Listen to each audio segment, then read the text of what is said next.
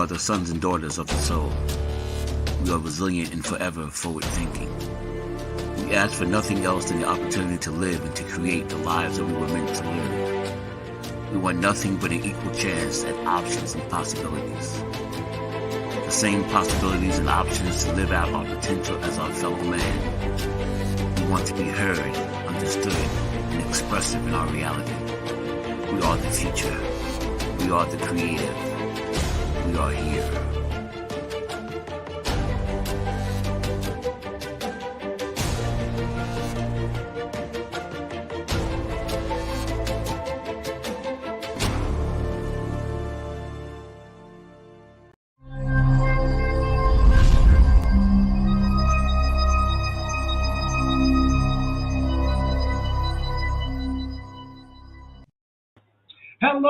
Hello, and welcome once again to another fantastic Tuesday. My name is Tyrone Glover, and I am the host of Leverage Your Score right here in Yonkers, New York. I want to thank you, everybody, for tuning in. This is going to be another great show, so buckle in.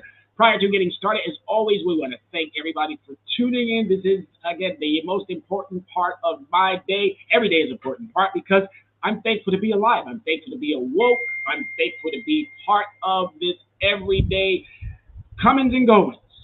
I give Creator the thanks. I give my family the thanks. I give my nephews and nieces, my brothers and sisters, my friends, everyone. Thank you for supporting me and giving me all of that what I need to make sure that these shows go as successful as they can. I want to thank Soul City Network. I want to thank Tony. I want to thank Dr. Yana B. I want to thank Matt. I want to thank Jasmine, all the creators behind the scenes that you don't get to see. They make it happen for me every single week. Thank you. So much grateful, so grateful for all of what you do.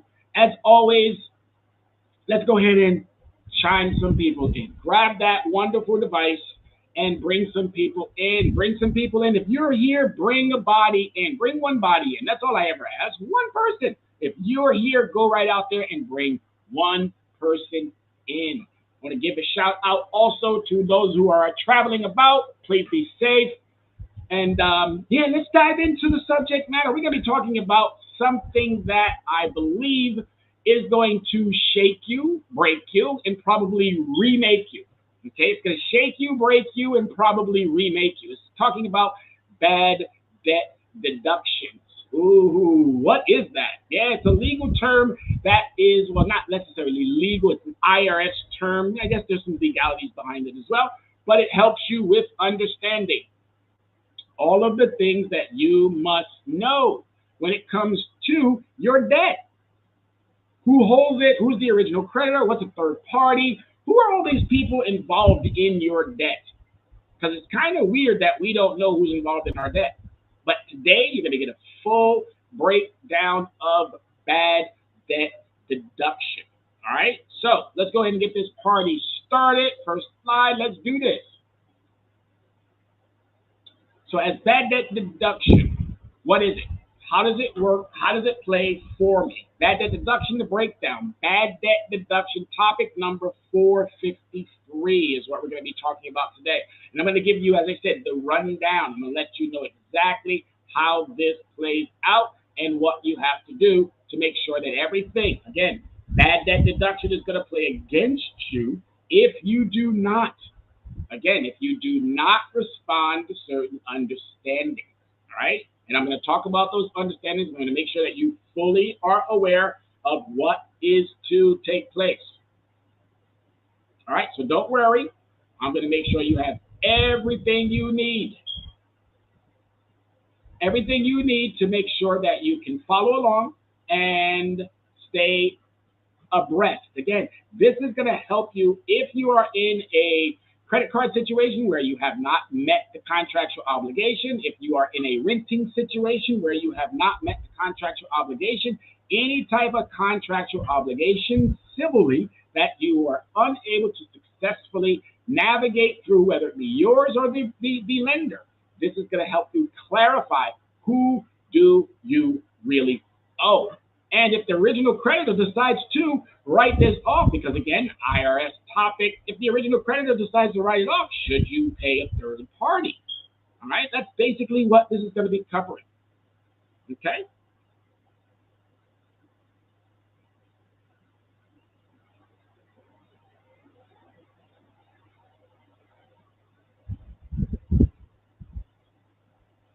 All right, we're gonna move right along, moving it to over. All right, so today's agenda, bad debt deduction, is going to cover two areas: business bad debts, because of course you need to know what debts we're talking about. Business bad debt, and we're also equally talking about non-business bad debt. So again, one is for business, one is for a person, and then I'm going to give you some contact details, and then I'm going to tell you about some upcoming events. So I'm going to not go really fast through it, but I'm going to give you some time to digest it properly and also be able to walk yourself through whatever it is. Also, if you have questions, don't hesitate to pop them questions in the in the YouTube area, or don't forget to drop those comments and questions in the comment and questions section. All right. So as we get this party started,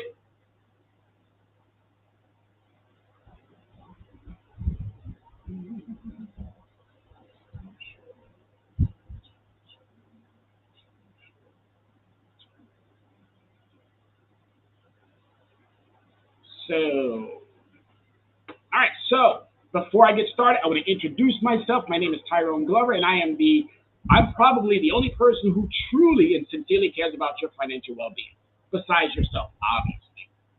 I've spent the past 3 decades exploring the theft of personal financial resources and generational wealth. Yes, watching our generational wealth and personal finances just be stolen.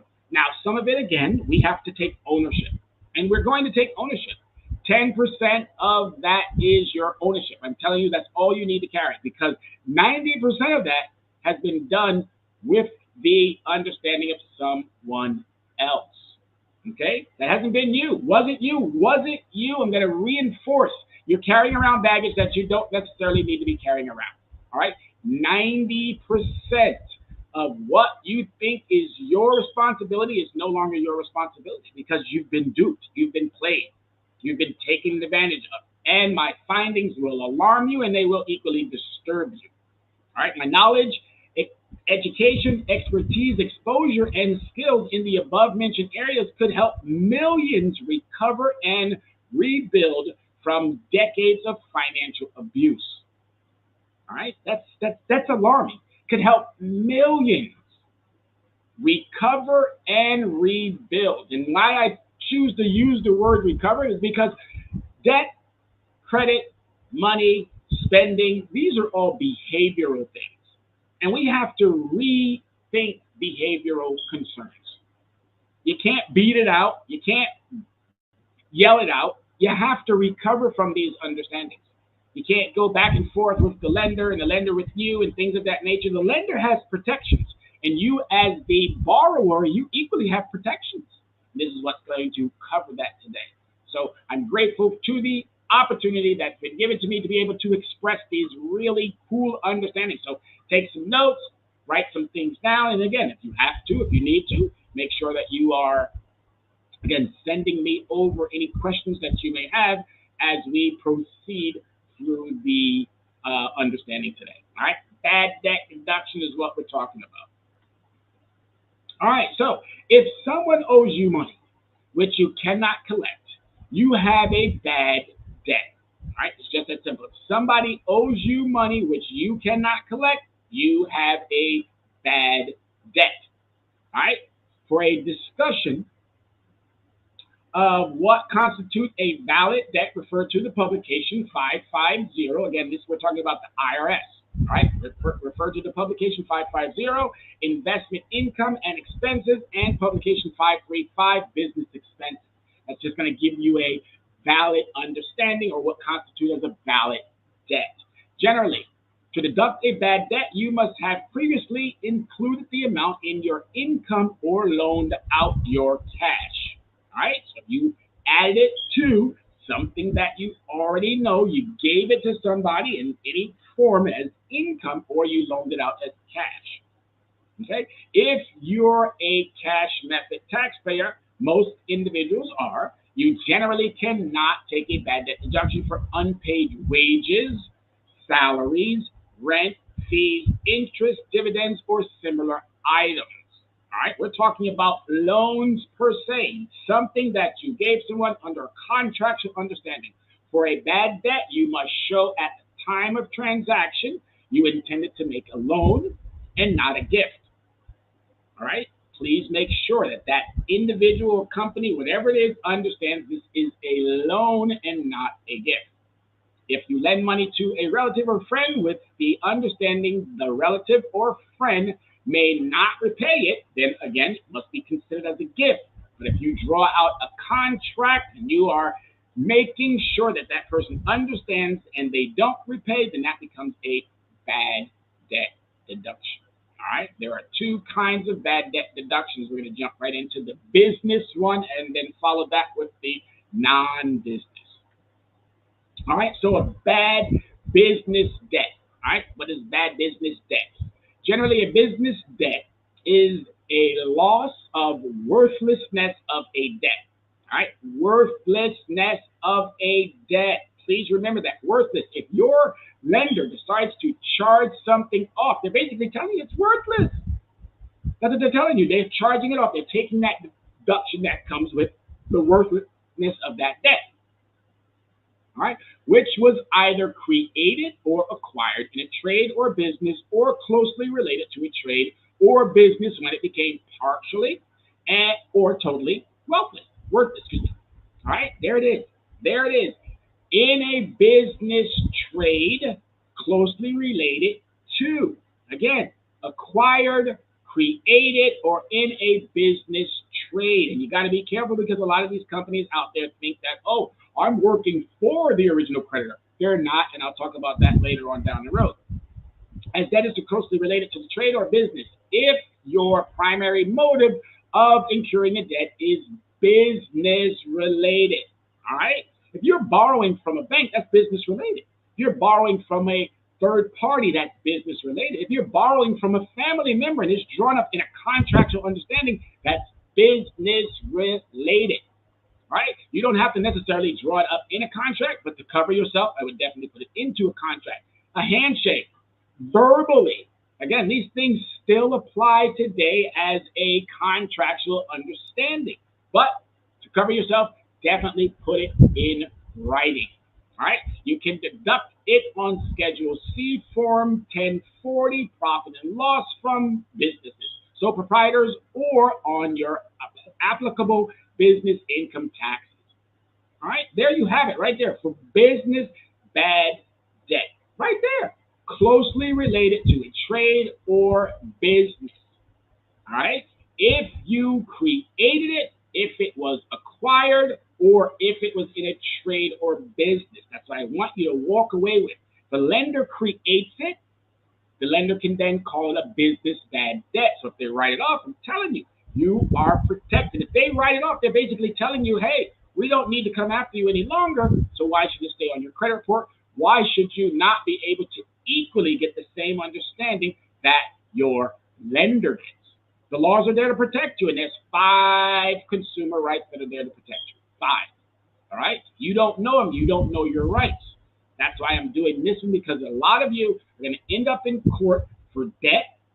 You're going to end up in court for rent. You're going to end up in court for credit cards. You're going to end up in court for cars. You're going to end up in court with what we're seeing today throughout the media, throughout the TV, throughout the airwaves. You're seeing it. You're hearing it. You're going to end up in court. It's only a matter of time before it happens. Prior to getting there, you're going to need this information. And if you have this information, it's going to save you. It's going to save you. So the following are examples of business bad debt, if previously included in income. Loans to a client, suppliers, distributors, and employees. Loans to clients, suppliers, distributors, and employees. All right, the biggest one that we have to worry about is obviously our clients. If you are a business, then you have distributors and you have suppliers. Also, equally, you have employees. And as I stated, I hope you are putting these into some form of a contractual understanding. Verbal's good, or verbial.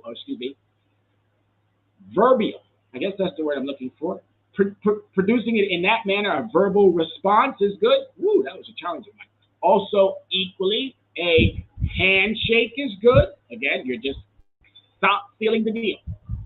And also, equally, as I stated, a written out contract. Creditor sales to consumers or business loan guarantees. All right. So these are the things that you have. If you fall into those categories, you have a item that fits into that understanding. You definitely need to know if this item gets written off. Do you owe the original creditor or do you owe the third party? And I'm here to tell you now, you don't owe none of them. Oh yeah, seems like you should owe somebody because hey, I got into this obligation, and why don't I owe anyone? Well, I'm going to tell you because the original creditor now gets the opportunity of writing it off. They can renegotiate with you, but they're choosing not to because they have this protection. But if they choose to not renegotiate with you and keep it open, and again, go the process, go the length, which they can, but they know that there's some type of protection there. And most lenders, Chase, Wells Fargo, Citi, third party lending opportunities, they know about this. They don't think you know about this. And that's the thing. I want to make sure that every consumer understands exactly what they are entitled to. All right, a bad debt deduction is what the original creditor is going to take, and then he's going to sell that debt to a third party. And I'll get to that in a little bit. A business deduction isn't bad debt in full or in part. All right, a business deducts its bad debts in full or in part from gross income when figuring its taxable income. All right, so for more information on the methods of claiming business bad debt, refer to the publication 535, Business Expenses. This is all from the IRS. This is nothing that Mr. Glover is reaching out of the sky to pull. This is nothing that I'm reaching out of my own brain. Nope, this is all IRS. I take more than enough understanding to go to the source to be able to give you exactly what you need to do and understand, because I'm telling you, as I'm sitting here today, as I'm speaking with you, there's a lot of you who are going to end up in court. There's a lot of you going to end up in court for rent situations. I know it's going to happen because I'm seeing it already. There's a lot of you who are going to end up in court for credit cards. I'm seeing it, not only seeing it, I'm helping consumers get out of those types of situations. There's a lot of you who are going to be in for auto loans that you have not met the contractual obligation. Again, they take that vehicle back, they resell it. They're not telling you exactly the amount that they're getting for that vehicle. But yet they're throwing right on your credit report that you owe still the full amount. Not the case. Not the case. If you are unsure, I want you at a later date to please reach out to Leverage Credit Recovery and also Soul City Network. Reach out to them. They can forward my information to you. If you're concerned about whether or not you should pay a third party, pay the original creditor prior to, or if you see on your credit report that there is a charge off, we need to talk. I'm just letting you know, we need to talk. All right? Let's talk about that non-business bad debt. All right? All other debt are non-business. All right? All other debts are non-business. Non-business bad debt must be totally worthless to be deducted. All right? It must be totally worthless. You cannot deduct a partially worthless non-business debt. All right? But the majority of us are dealing with business-related debt. But I wanted to just bring this in there so that you have a understanding what is the business-related debt and then what is the non-business-related debt. A debt becomes worthless when the surrounding facts and circumstances indicate there's no relationship expectation that the debt will be repaid. To show that a debt is worthless, you must establish that you're taking reasonable steps to collect the debt. It is not necessary to go to court if you can show that the judgment of the court would be uncollectible. So again, it's things that you can do to non-business debt that you can also write off without having the heavy load of taking someone to court, making sure that every T is crossed and every I is dotted. All right, you may take the deduction only in the year the deduction becomes worthless.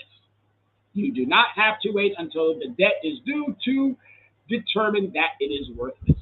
All right, this is for individuals giving gifts, individuals doing things that they already know. Hey, I'm not going to get that money back. It's not a business understanding, but I need to make sure that I can write this off on my taxes. And this is where that comes in. So reported non-business bad debt is a short-term capital loss on Form 8949. Sales and other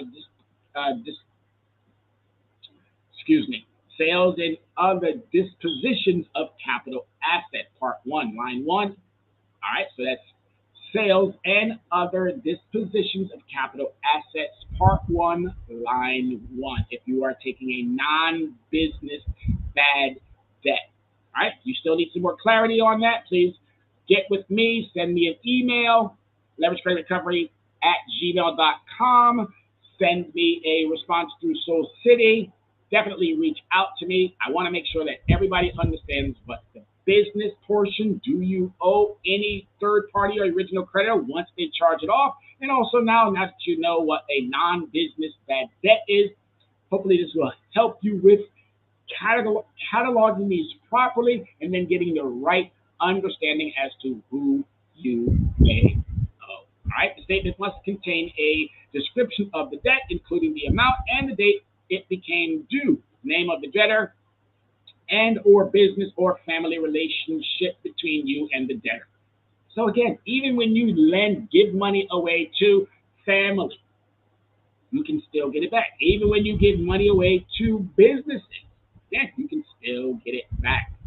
All right, you just got to know how to get it back. But mainly what I want every single person to understand is that bad business debt. Don't get caught with your shirt untucked when it comes to that bad business debt. Do not. Businesses can write that off and they're turning around and they're double dipping. Okay, they're double dipping. Anyone double dipping, that's not cool. It's not cool because eventually we, the consumer, are getting harmed by it. But if we don't do our due diligence, they're just capitalizing. So what is an original creditor? And what is the difference between an original creditor and a debt collector? This is really important to know. The original creditor, the person that originated the loan, and the debt collector, someone that acquires the trade in a off-site understanding after that debt has been charged off, after that debt has gone through the bad debt deduction. That's when the debt collector comes in play. You do not owe a third party. I'm going to keep saying it over and over and over and over. You do not owe a third party unless you get into a contractual understanding. And most of these third parties, they will try to dupe you into a contractual understanding. Oh, well, this is a debt from Capital One, and right here it says on the letterhead, Capital One, and we're collecting on their behalf. I can tell you right now, they're not. Capital One is not going to carry bad debt on its books because Capital One is a large institution that has investors, and they're always seeking new investors. Chase is not going to carry a bunch of bad debt on its books. Wells Fargo, none of these third parties. If you look at your credit report, you're probably going to see 30 days, 60 days, 90 days, where if it's late after a certain period of time, and normally after the 30 days, they're already contemplating. If they hit that 60, they already know that you're not going to attempt to try to make good on it.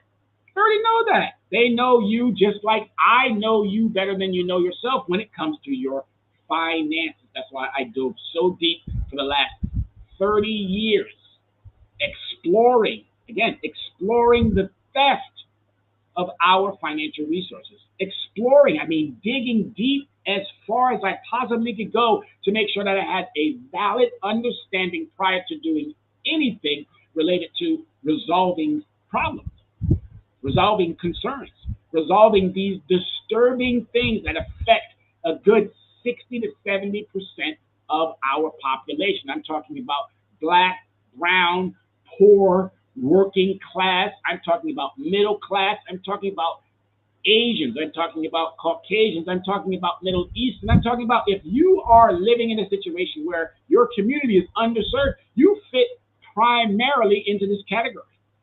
60 to 70% of the population within the United States, I'm talking to you. All right? An original creditor may attempt to collect a past due debt or account itself. So it may try, they may come after you, they may say, hey, let's do it, let's do it, let's do it, but you can already, I can testify that they're not doing it. They may call you one day when that payment is late and say, hey, your payment is late, or they may send you email after email after email. Now that we're all linked to our phones, they might even attempt to send you SMS, or if you've linked it so that they can get access to your credit card and you hopefully have some funds in there, they can deduct it. So they have methods and ways. So they will try to collect on a past due debt themselves. Or they may hire a debt collector. A debt collector is generally a third party. And I want you to listen to some of these words.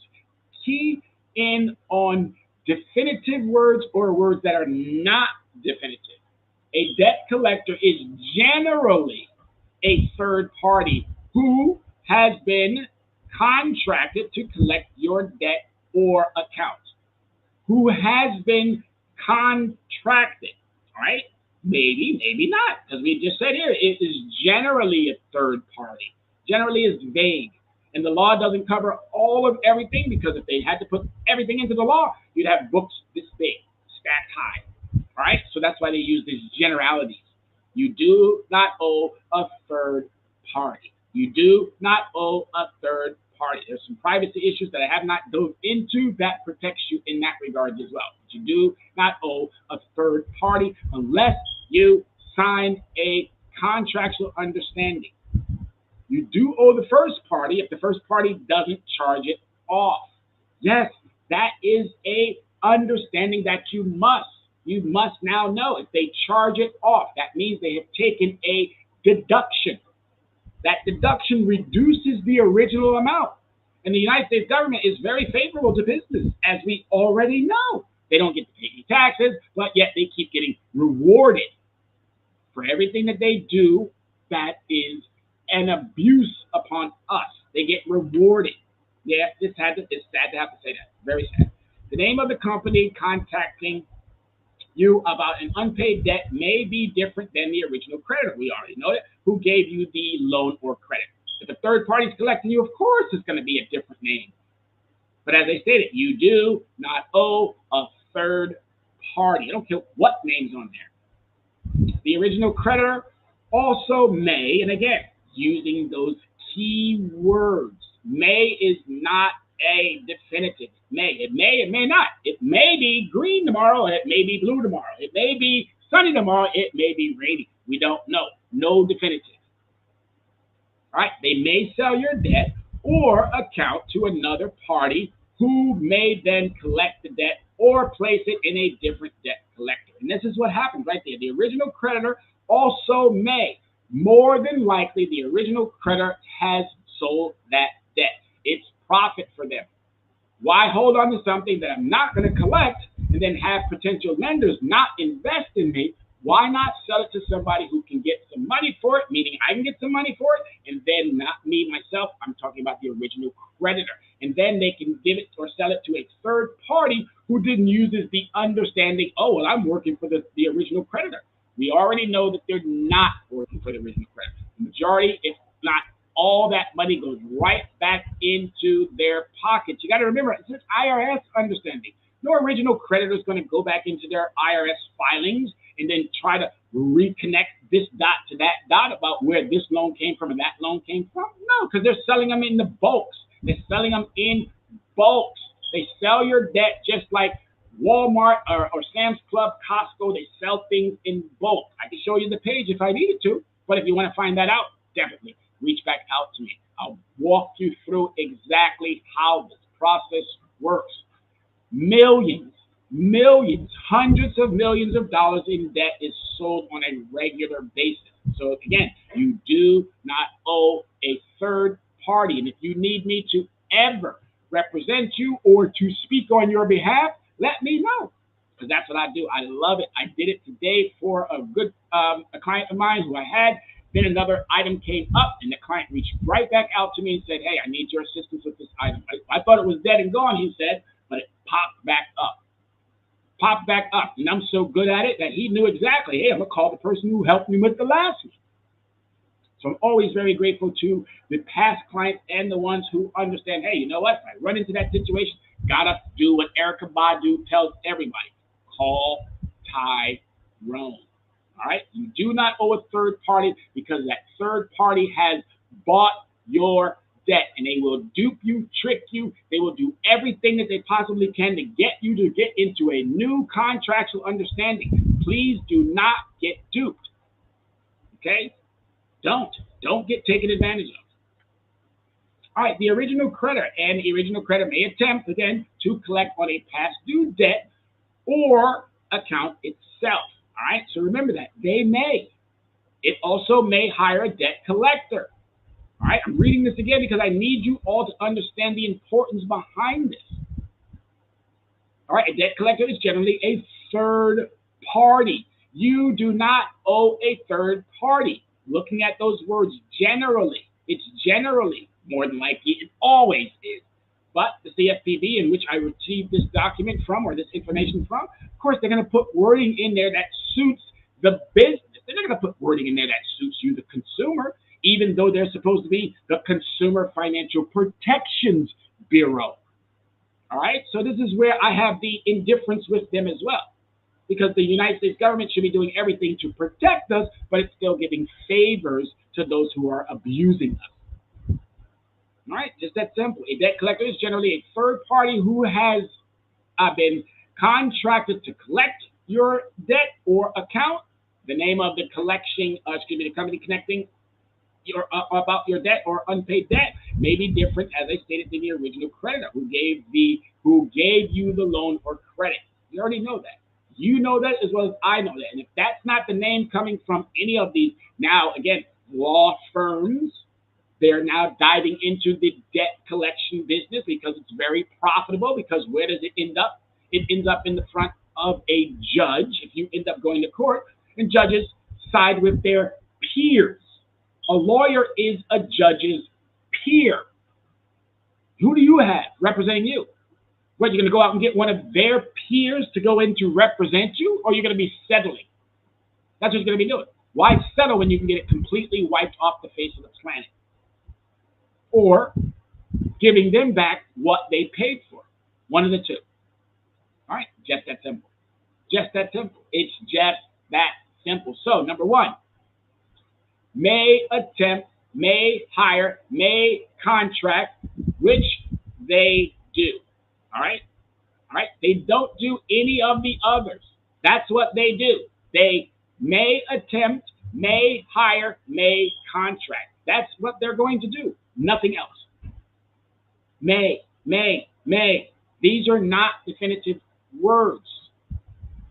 All right? But they're going to anyway. They're going to give that debt for a price to the third party. And as soon as they give that debt to that third party, you are free and clear. You do not owe a third party.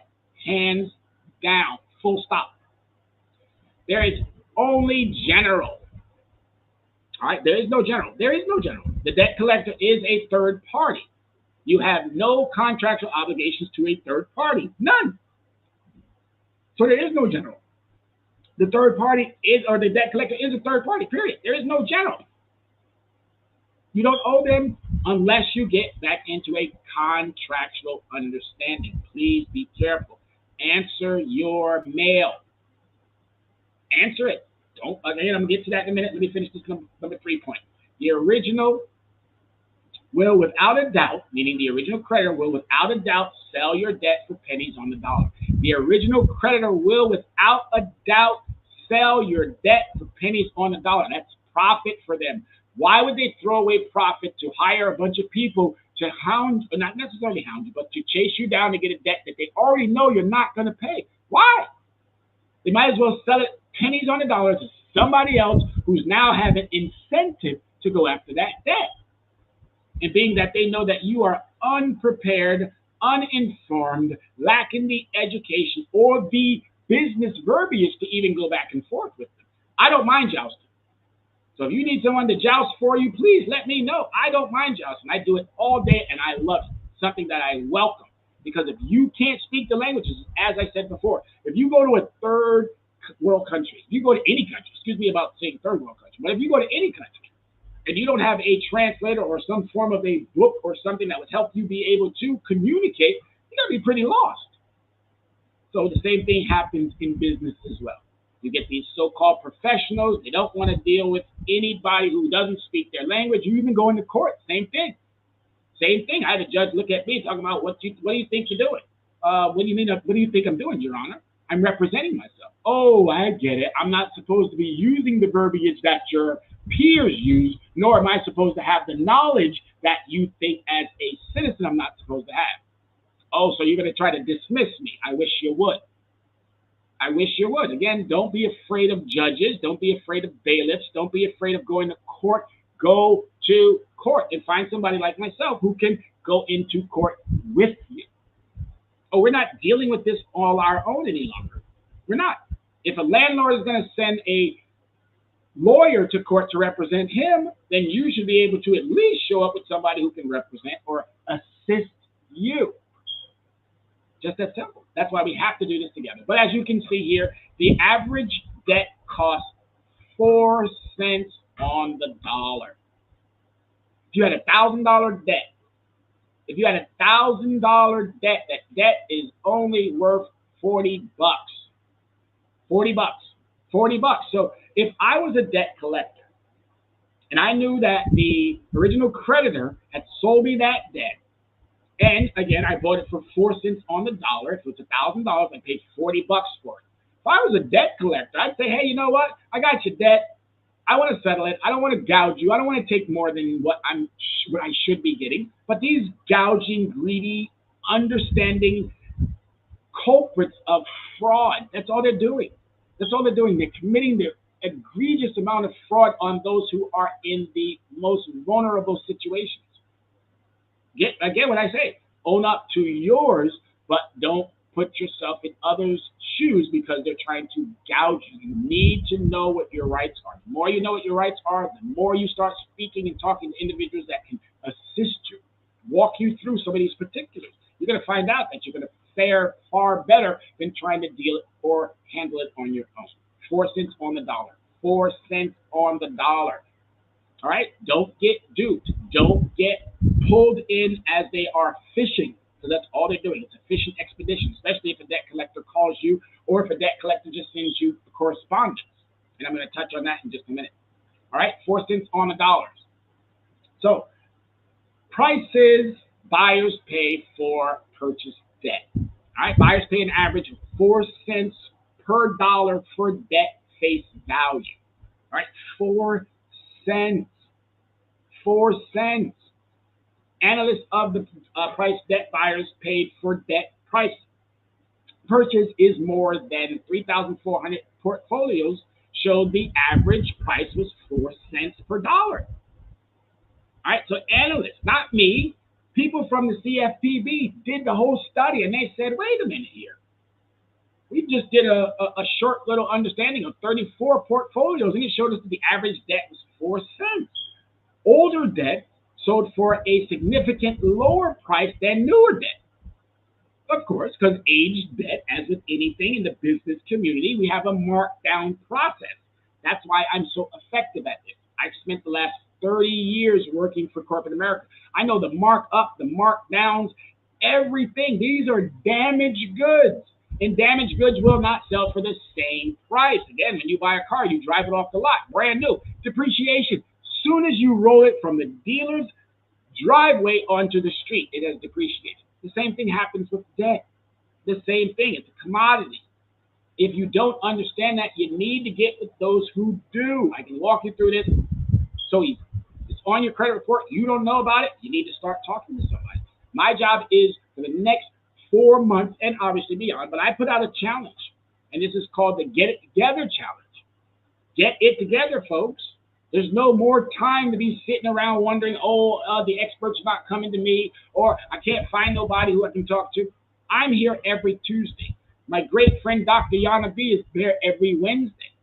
We are available. The experts are available. We want to talk to you. That's why we do what we do. That's why November 2nd at Yonkers Library, guess who's going to be there talking about this very same topic, and I hope that you join me. All right, so debt, the price of debt older than 15 years was virtually zero. That's zombie debt.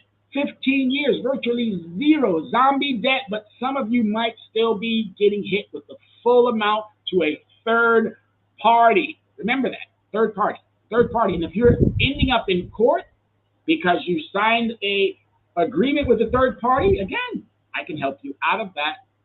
I can help you out of that. So as your homework assignment for every single person listening and those who aren't listening, I want those who are listening to make sure that you're telling your friends and family and loved ones, all right, that if they get a letter in the mail, don't ignore those letters. The phone calls, not too worried about. Not too worried about, because they already know that they can't call you at a certain time, and plus, you do not have to answer a phone call. If you choose to answer a phone call and the person gets on the line and they say, hey, this is so-and-so debt collection company, and this call is being recorded for quality assurance and training purpose.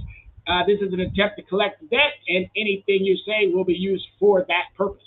I didn't verbatimly give it to you, but you get the gist. All right? And they say, is this so-and-so? You make sure you utter, this is a so-and-so.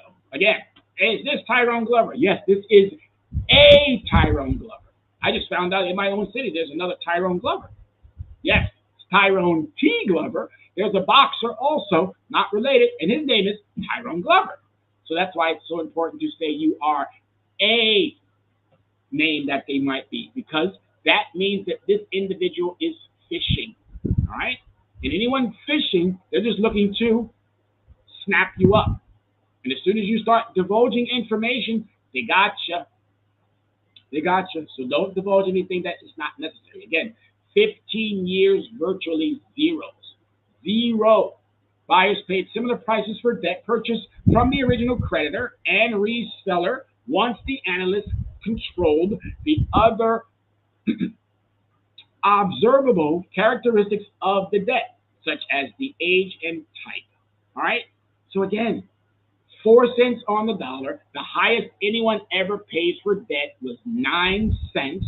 Don't get caught in these types of situations thinking that you owe a third party. You don't know how to negotiate. You got to find someone who does. Call Tyrone. Leverage credit recovery. I'm telling you, it's going to save you anguish. It's going to save you headache. It's going to save you all of this uncertainty about, oh, should I, oh, ha, huh. No, we're not hemming and hawing any longer when it comes to how do we handle debt. The experts are here to assist. We want to. That's the beauty of it. It's not that we're doing it because we're looking to get a huge payday. I could care less about a payday. What I could care more about is making sure that you are financially secure and stable, not just for you, but I'm almost certain there's some little ones behind you. There might be some middle little ones behind you, meaning kids that you've already had and who now may have kids. So there are individuals behind you that you are going to be solidifying, making sure that their financial situations will be stable. This is why you're learning this. This is why you're doing this. For that reason and for that reason only.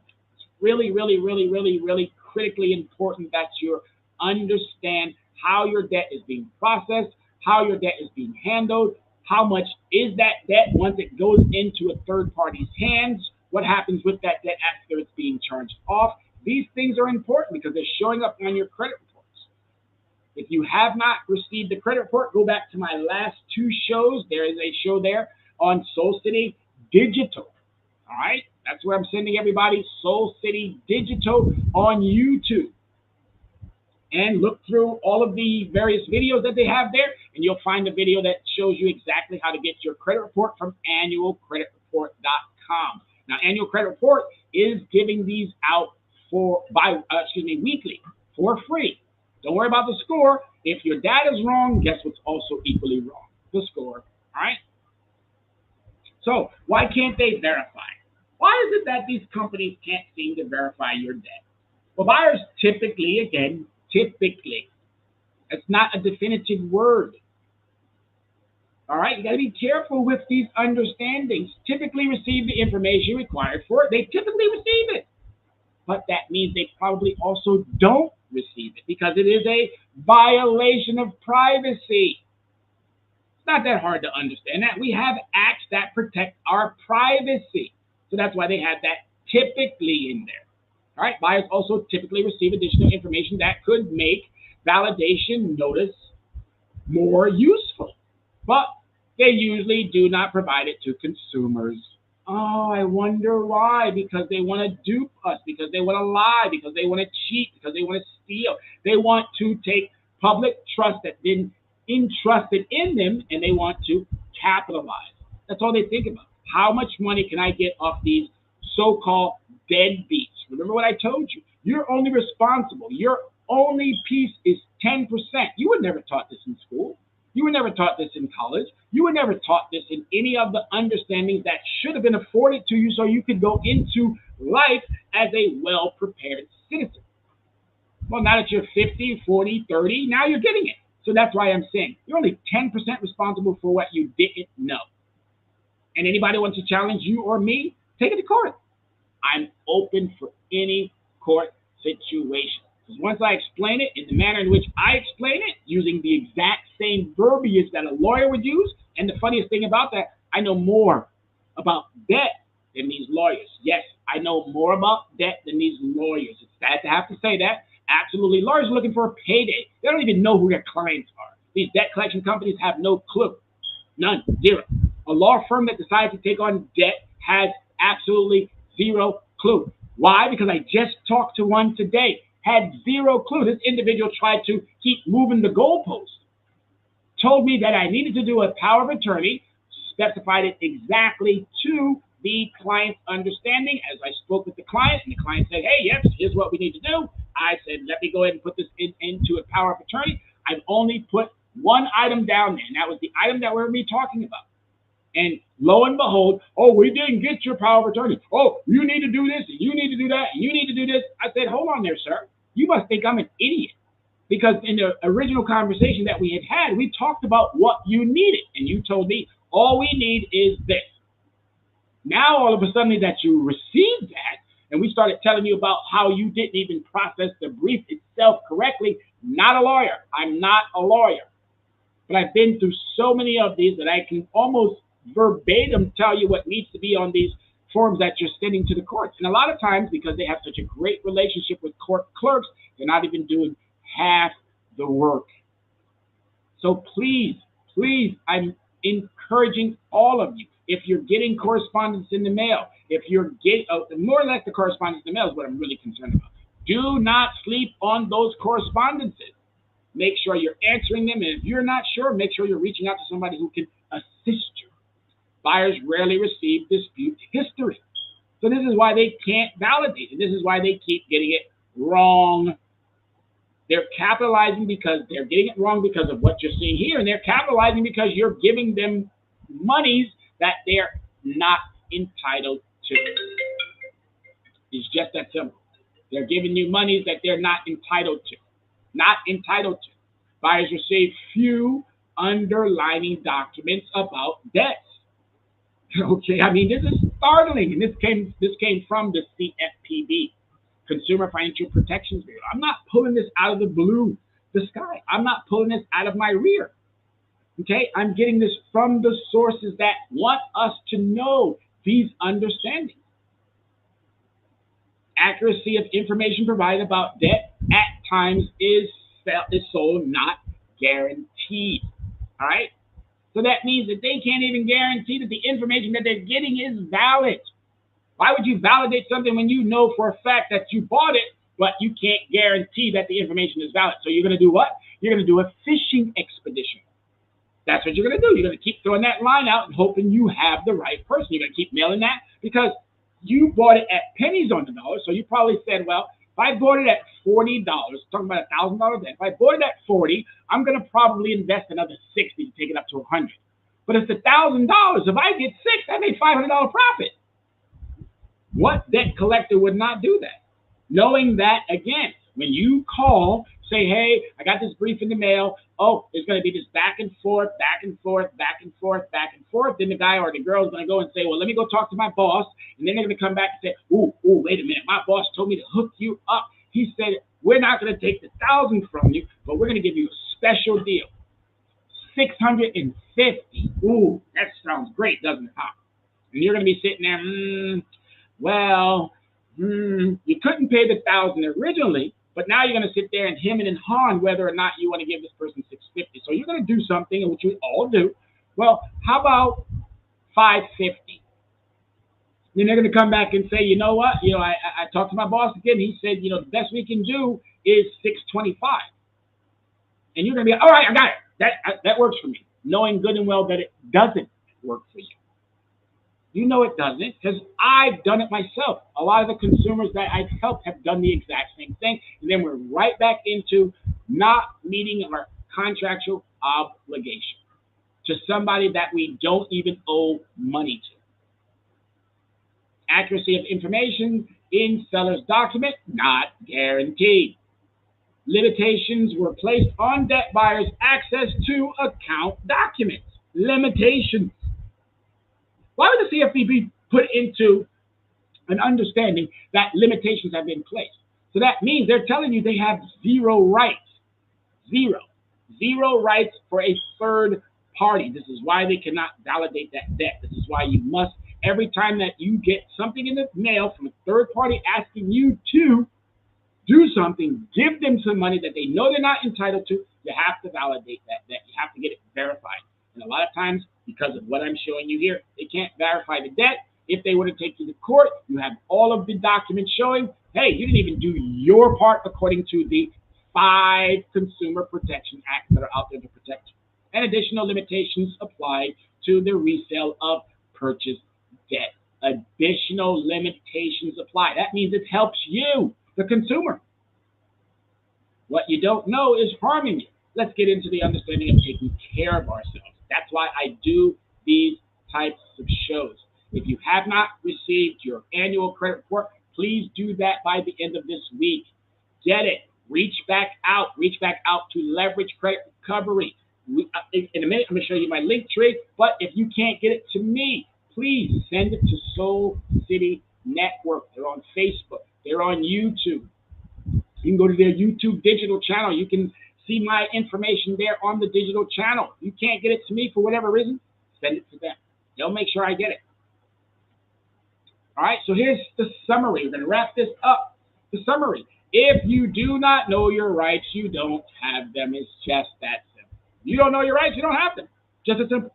Got to know what is there to protect you. If you don't know that, they're not there to protect you. It's just that simple. Adverse inference. This is where that ties it all in. You get a correspondence in the mail, you don't respond to it.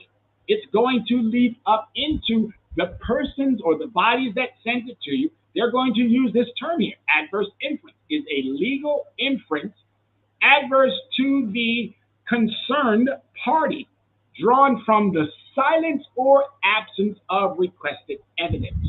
That goes for you as well. If they don't respond to your correspondence, now you're in the same position. You can use that against them. So if they were to go to court, you can say to the judge, hey, I tried to contact them and these folks didn't even respond. So I want you to dismiss this item. Don't be afraid of the courts, people. I'm telling you, I've been in there so many times. I love it. I love it. It was intimidating at first. Yes, no question, because I'm looking at all of these people who are apparently supposed to be smarter than me. They get up there speaking the, oh, hey, judge, and so forth and so on, my friend, and when we're going to have some beers and when we're going to have the dinner and whatever. Yeah, they chummying it up. So I'm thinking to myself, okay, there's a little bit something odd here. So let me get smarter, because it seems like these guys are just buddy-buddy, loving each other.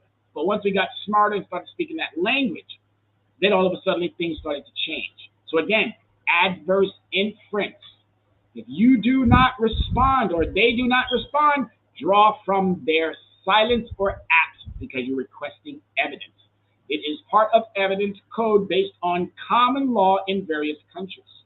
obviously in this country. And according to Law Vibe, the adverse inference can be quite damning.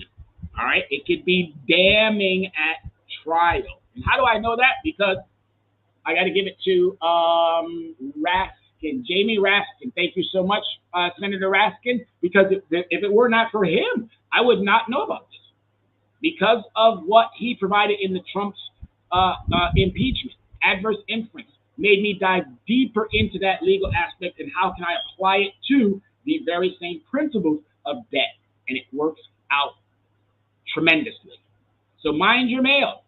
Avoid mail because, avoid unopening your mail because it might be a creditor. And the creditor will result in potential garnishment or summary judgment. You do not want that to happen because you decided not to respond to a particular item. Open that mail. You now have my contact information, leveragecreditrecovery@gmail.com. You have my telephone number, 805-428-9424. This is important. Do not sleep on that mail that's coming to your house and you're just terrified to open it.